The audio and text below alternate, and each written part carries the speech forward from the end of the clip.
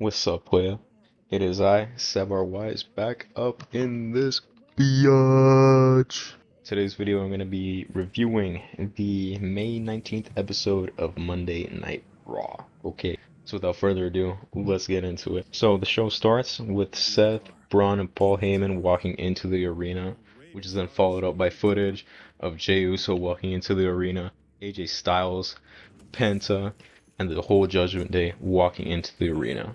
All right. Now, I don't know. Some people are not happy that these things happen, but I think it just takes up again valuable TV time.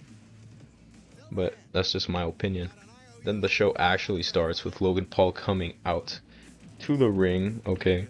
While he's making his way to the ring, we're reminded that it's going to be Jey Uso versus Logan Paul at Saturday night's main event for the World Heavyweight Championship, which is if they decided not to have brought back Saturday night's main event, would this match be happening on Monday Night Raw? Probably, maybe. I mean, I would like to think so, but I mean, I guess because Saturday night's main event is like a thing that is streamed both on Peacock and is on cable TV, which I guess is being defended on TV, right? Championships being defended on TV, but I don't know. I would expect it to be defended on the main shows, not like these once a month shows, you feel me? I guess it is what it is. It's still technically on TV, so we go on with our lives.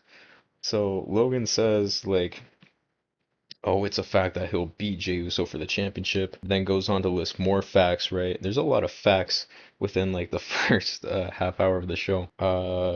Yeah, that Jey Uso Jey Uso was champion, that's a no-brainer. That he beat Gunther for the championship at WrestleMania by making him tap out. And then he goes on to say, excuse me, my bad, I'm reading my notes here.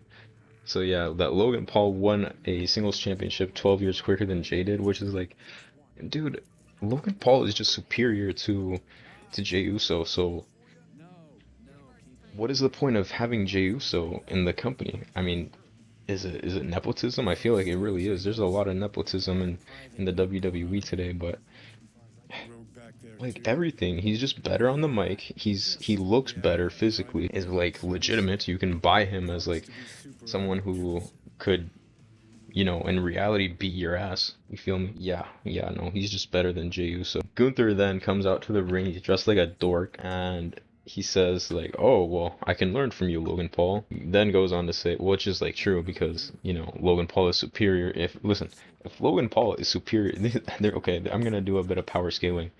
There's a lot of power scaling here, but if Logan Paul is among the more legitimate people in the company, right? If he can beat Jey Uso in a fight, he can beat Gunther in a fight, and Gunther is not wrong when he says that he can learn from Logan Paul, because Logan Paul is infinitely better than Gunther will ever be in his entire career.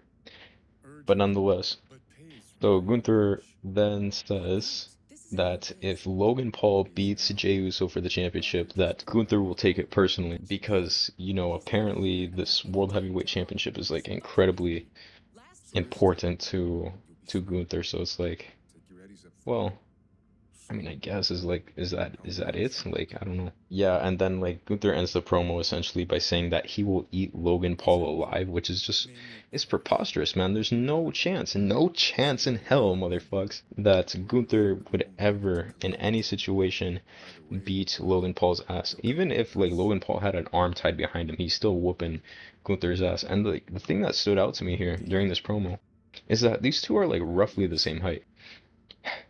And, I know how Gunther looks. I know how Logan Paul looks. Logan Paul is clearly, just gonna beat his ass. There's no way Logan Paul is getting his ass beat by this motherfucker. But anyways, Gunther then leaves the ring, distracting Logan Paul. He's like, whoa, where you going? You're walking away from Logan Paul.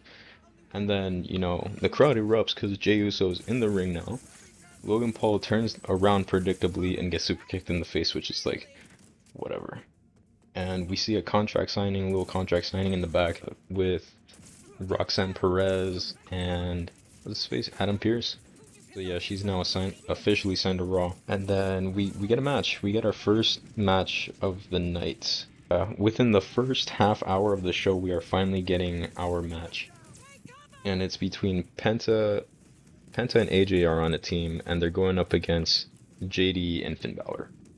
Alright, so the match goes as follows. It starts, and, I didn't watch the whole thing, I just kind of like skimmed through it. But it ends with Penta hitting a destroyer on JD at ringside, and then like Penta staggers, right? He staggers into like the barricade, in which El Grande Americano fucking grabs Penta from behind, headbutts him, and we are told, he's got a metal plate in his mask or whatever, so it knocks out Penta, and this gives Finn Balor the opportunity to grab Penta, throw his ass in the ring, hit the coup de grace, and then they win. The whole match was about like 18 minutes, start to finish, plus entrance time, which I don't know how long that is because I didn't bother to look into it. But like this is preposterous, man. Like you got people such as AJ Styles, which AJ Styles, what did he? I forget if he beat John Cena twice. He for sure beat him the one time for the WWE Championship. But yeah, dude, like not even what 8 years ago he was beating John Cena for the championship, and now he's struggling to beat like JD McDonough. Like, are you serious, bro? Come the fuck on. And last week, I'm pretty sure he beat Finn Balor. I don't know how much time, but yeah, he's out here whooping these guys' ass, and he still manages to lose. Like, what the hell? Like, I don't see where, like, how the Judgment Day really benefits from winning this match, but we move on. Oh yeah, and then this happens. So Logan Paul is in the back, right? He's on the phone. He's like talking to his boy or whatever, saying like, "Bro, get me out of here. I don't want to be here no more or whatever." He's like basically saying like, "Mom, these kids are weird. Come pick me up." But he's not talking to his mom. He's talking to his homie. But anyways, Seth Rollins comes up to him and basically says like, "Oh, if you beat Jey Uso for the championship, and if you beat Gunther for the championship, then you got me to worry about," which is like, whatever. I guess they'll do another match. We're reminded like they had a match at WrestleMania 39, which I don't know. I thought that was an okay match, but if there's anybody that can put on an entertaining in-ring match, it's these two. But as you all know, matches are like one of the last variables of entertainment value within professional wrestling. So after that whole deal with fucking Logan Paul and Seth Rollins, we get taken to our next match, which starts at a roughly 49 minutes within the show and ends at 1 hour and 8 minutes. So the total runtime is roughly 19 minutes plus entrances. Which is like, what the fuck, dude? Why are these matches going on so long? But the match in question here is Roxanne Perez versus Becky Lynch versus Natalia. Brother, like, this shit just pisses me off, man. Okay, Becky Lynch is a former WrestleMania main eventer. I'm pretty sure she won a championship at WrestleMania, right? Like beating two other broads for the championship, and probably the same amount of time, as this match took. But yeah, dude, she can't beat. You're telling me that Becky Lynch cannot beat two lower card jobbers essentially. She can't beat these two people to qualify for the women's Money in the Bank match, which that's what the stipulation for this match was all about. So Becky Lynch just can't beat these two. So the match essentially ends with like Lyra Valkyria coming out, like rips Becky Lynch out of the ring. Okay, Natalia's on her back, and this gives Roxanne Perez, or was she on her back? I don't really know, whatever. So Roxanne Perez then sneaks up behind Natalia, hits the Pop Rocks for the win. Yeah, Roxanne Perez wins the match. She's now in the Money in the Bank ladder match, which I think she's already been in it before, but whatever. She's in it again. But yeah, dude, that just blows my mind. Why the hell are these matches taking so long? Like I'm telling you, bro. Like if you were to if they are to what's it called? Cut down the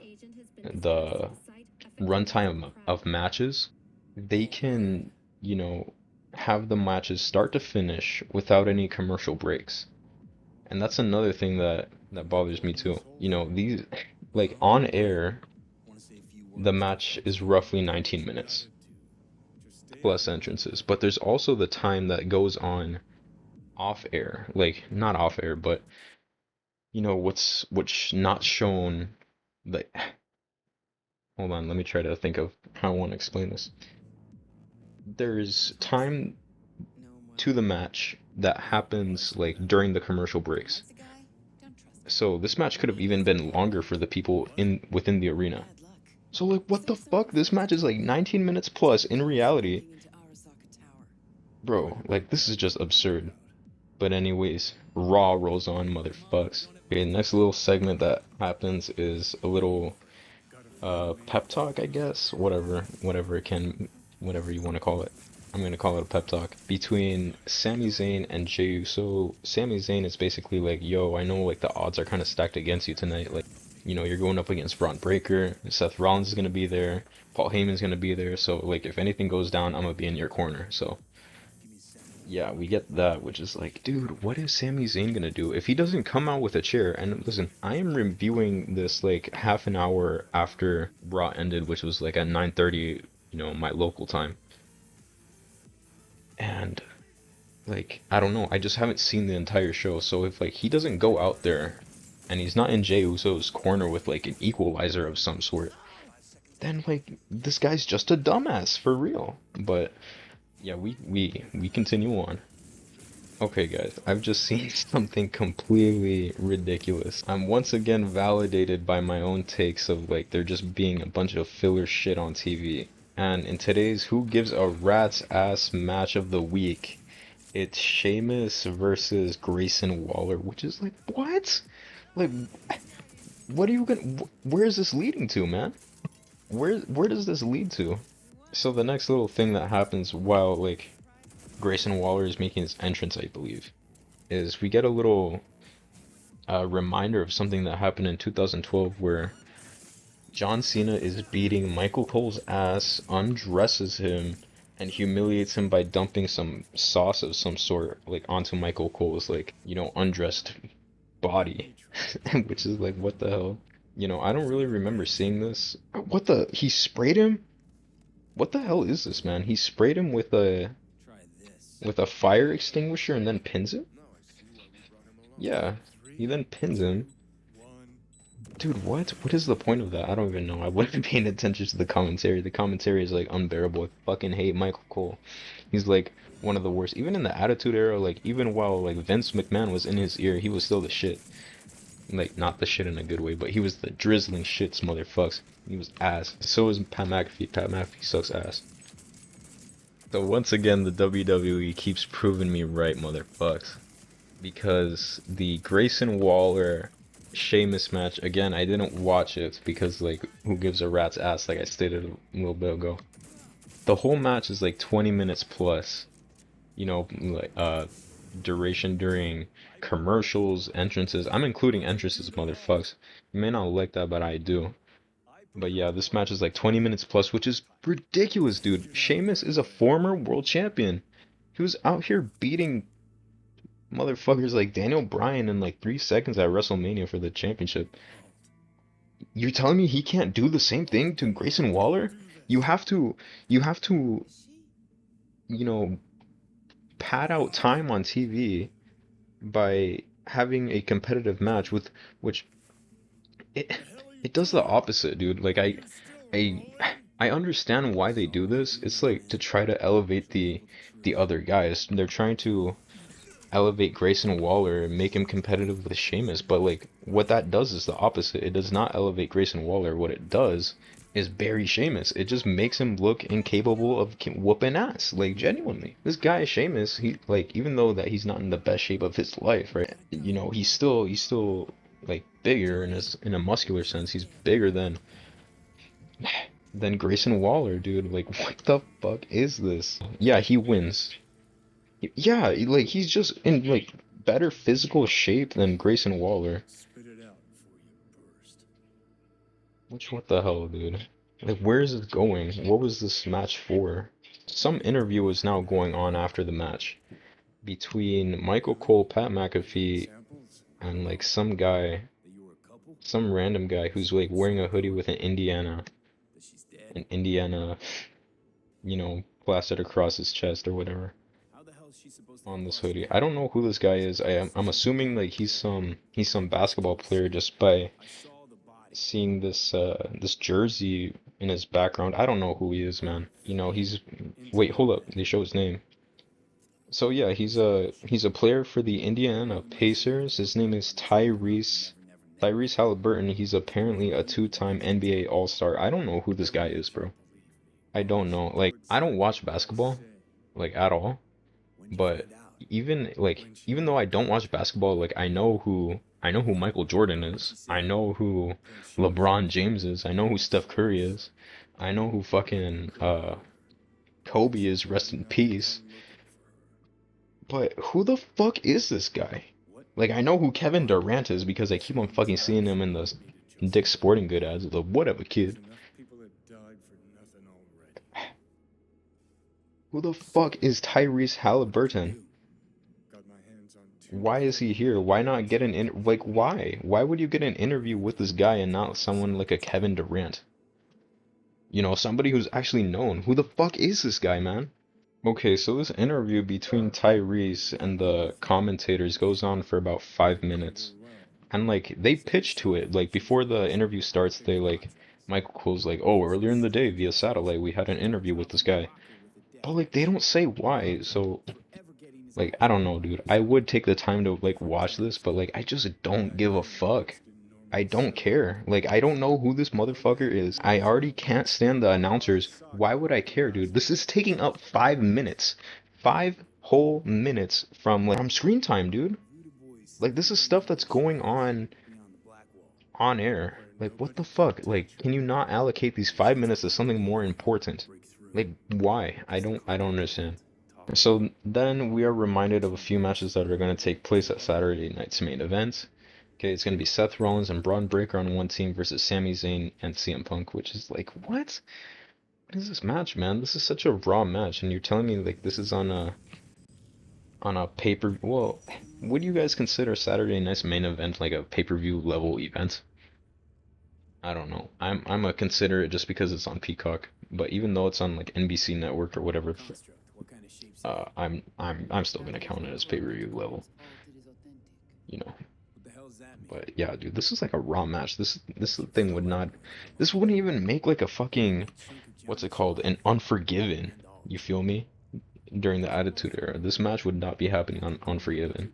This is like a this is a Sunday Night Heat match, man. The hell is this? So it's confirmed. It is going to be John Cena versus R-Truth for the WWE Championship. I almost said F, but it's gonna be, yeah, for the WWE Championship, which is like, dude, listen, I discussed this in my previous video about why the Attitude Era is superior. If you haven't watched that video, go watch that video, motherfuckers. I'll leave the card up in the corner, in the top right corner.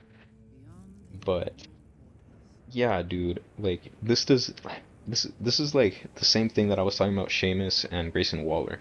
Like this does not elevate R-Truth on like the same level as John Cena. If anything, it brings John Cena down to R-Truth's level. R-Truth, like what has he done in his career? He's won a few mid-card championships. Has he ever won Money in the Bank? He's never won a Royal Rumble to my knowledge. So like at best, R-Truth is like a mid-card guy. And he's now just barely getting his opportunity. Well, maybe he's gotten opportunities in the past for the World Championship, but I don't know. I wouldn't know for certain, motherfuckers. I only know what I know. But yeah, yeah, man. This just buries John Cena for real. Like if this match is like doesn't like if this match goes longer than 5 minutes, 5 minutes has to be the max for this match. If it goes longer than 5 minutes, then John Cena is completely buried. Another match that is gonna happen is Damian Priest versus Drew McIntyre in a steel cage, which is, I don't know. I don't know. I mean, it's a special match, right? It's a steel cage match. You know, it doesn't get me all excited just because like I don't know what these guys' issue is with each other. So, you know, in my perspective, it's just a match that is happening just to happen. And then yeah, Jey Uso versus Logan Paul for the World Heavyweight Championship. I'm gonna give my take on this match. I mean, I know that Jey Uso just won the championship at WrestleMania, but dude, Logan Paul is just a better wrestler all around. He's just better than Jey Uso will ever be in his entire career. Even right now, Jey Uso is like in the peak of his career as we speak, but even at his peak, Logan Paul is still better than him. So I know that I have a strong feeling that Jey Uso is gonna win, but it really shouldn't be that case because like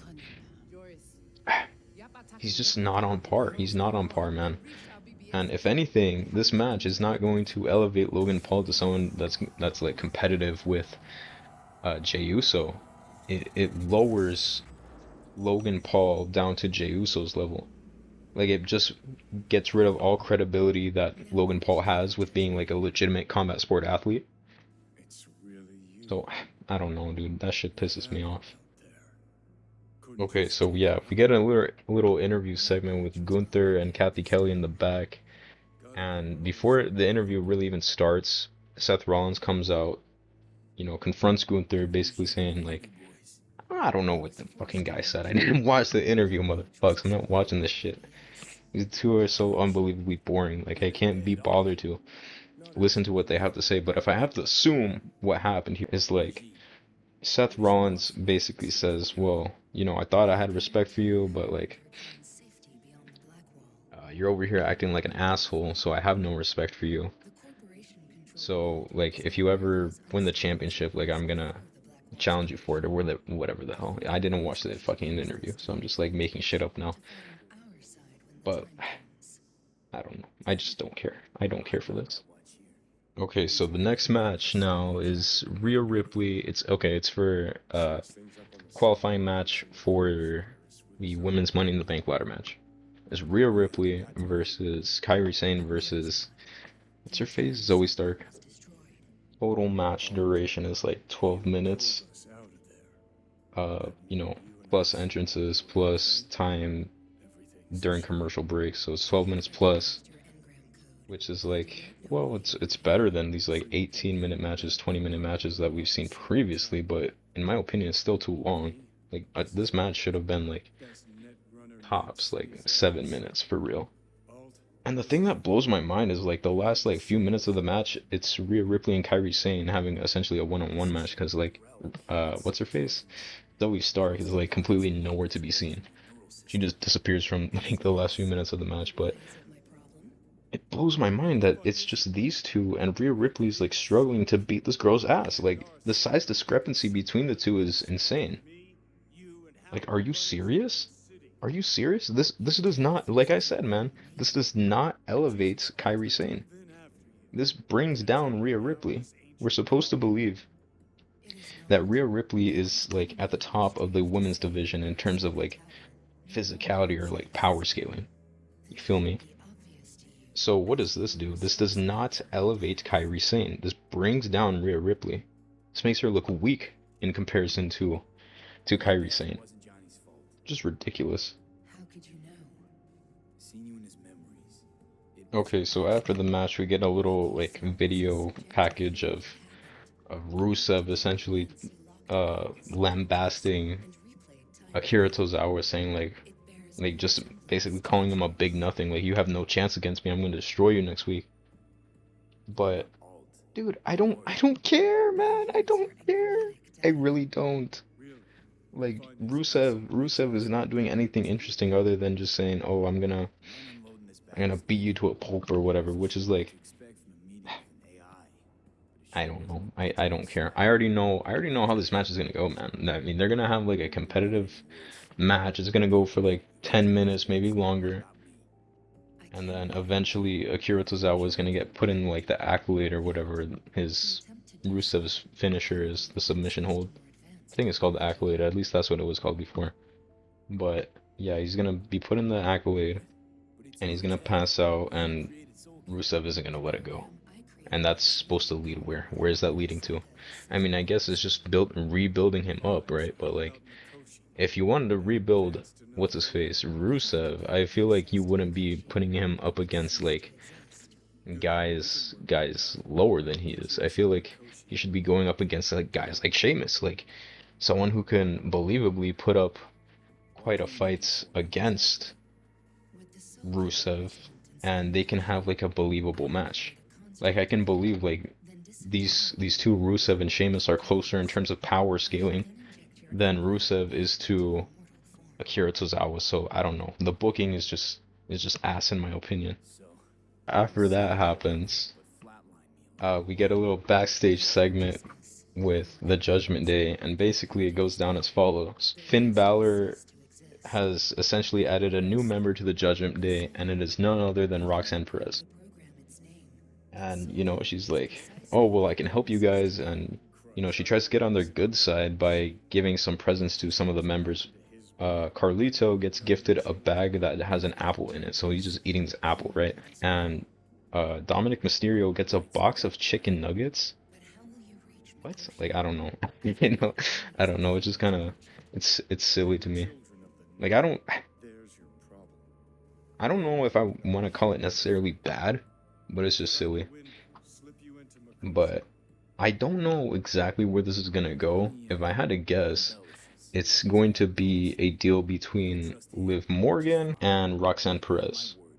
You know, essentially, you know, battling for the love of Dominic Mysterio or something, because like she was eyeballing this guy, Dominic Mysterio, for like a good majority of this segment. So if I had to guess, Roxanne Perez wants some of the dirty Dom, you feel me?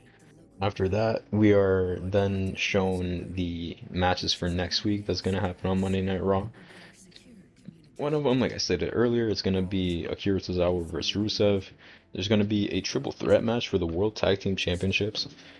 The War Raiders, I believe they're called, and the Creed Brothers versus the New Day, which is, I mean, I mean, this is a match of all time, I suppose. This is a match indeed. You know, I'm not too interested in it, mainly because the War Raiders, I mean, the War Raiders are the War Raiders, dude. Like, I don't really care for them too much. Like, if I have to be honest, these two are like on the same level as Viscera and Midian. And the Creed brothers haven't won anything too important like ever on TV. So I just don't see them winning. But if they do, you know, good for them. I think they deserve it. You know, they're legitimate athletes. So why wouldn't you put these guys over? Like it's believable. Like genuinely, if anyone's getting their ass beat in this match, like if this match were to happen, you know, and it's not scripted, whatever, it's not professional wrestling, like Julius Creed and what was his name, Brutus Creed, they are whooping everybody's ass in this match. Like in less than a minute. Well, maybe not less than a minute, but you know what I'm trying to say. You know, it's gonna be a swift deal. And I don't know. I just don't like how they've been portrayed on television because like these guys are legitimate athletes, but you know, I'll never understand it. The WWE knows best or whatever the fuck. Triple H knows best. You can suck my cock, bitch. Okay, so the main event of tonight's show, it's Jey Uso versus Braun Breaker for the world, or no, sorry, not the championship. It's not for the championship, motherfuckers. I want to clarify that right now. So they're just wrestling. But Jey Uso, he makes his entrance to the crowd, whatever. There's like 24 minutes left on the air, so this match is easily 20 minutes plus, which doesn't need to be. I mean, it's not for the championship. If anything, this lowers Braun Breaker to Jey Uso's level because like Braun Breaker, like you just look at these two, and if you were asked like who's beating whose ass, like Braun Breaker is beating Jey Uso's ass like 99% of the time. But you know, it is what it is. That's how it's presented on TV. You know, I may not like it, but that's the way it is, motherfuckers. Again, like I didn't watch the match, but you know, I skimmed through it, and I'm over here thinking like, oh, maybe Jey Uso is gonna win clean, or like, or no, not win clean. I shouldn't have said that. Maybe Jey Uso is going to get beat with a roll up or something. But no, the match just ends in like no disqualification because what's his face? Seth Rollins comes out and like interrupts the match. Which is like, dude, you gave this shit like 20 minutes plus on the air just for it to end in DQ? You are wasting so much time, man. For real. Like, what the fuck is this? If you were gonna do like a no DQ finish, at least have the match be like under 10 minutes. Why are you giving this match 20 minutes and just for it to end in like fucking nothing? What is that shit, man? Oh my gosh, dude. This motherfucker lied. I thought he was gonna be out there, have Jey Uso's back, but no. Fucking Sam, like after the match ends, Jey Uso is getting his ass beat by Seth Rollins and Braun Breaker, and then Sami Zayn decides to come out after like a minute and a half after this thing happened. Just like, what? Are you fucking kidding me? He doesn't even come out with a weapon at all. And then CM Punk comes out. Are you fucking what? They're just staring each other down. Fucking the heels get knocked out the ring. And then these two teams fight off into the crowd. The show ends. What the fuck, dude? What is this shit? Why? Why are people content with having this shown on TV? Why are you okay with this? Are you okay with this? Like, okay, hold on. Let me say this. Back during the late 90s, early 2000s, if there was going to be a no DQ finish to a match, the match wouldn't go longer than like 10 minutes. 10 minutes was the max. And then you have your like no DQ finish, you have your little deal afterwards where like the two, parties are fighting whatever. But I don't know, dude. It just rubs me the wrong way for real. Why did this match need to be that long and just for that result to happen? And then like fucking Sami Zayn, like this guy does not have Jey Uso's back, what, like at all. He didn't come out there with a weapon to try to like be an equalizer. Instead, he's backed up by CM Punk. Yeah, I don't know, man. I don't know what else to say. So yeah, that was Monday Night Raw. If you guys want me to keep on reviewing these episodes of Monday Night Raw, let me know in the comments below. I want to hear your thoughts about the show. What do you think about, the direction that WWE is going? What do you think about today's show? With all that being said, motherfucks, I want you to like this video, subscribe, join the Wise, okay? If you subscribe, you get a shout out on the channel, bitch. But yeah, join the Wise. Take care. I'm out this bitch.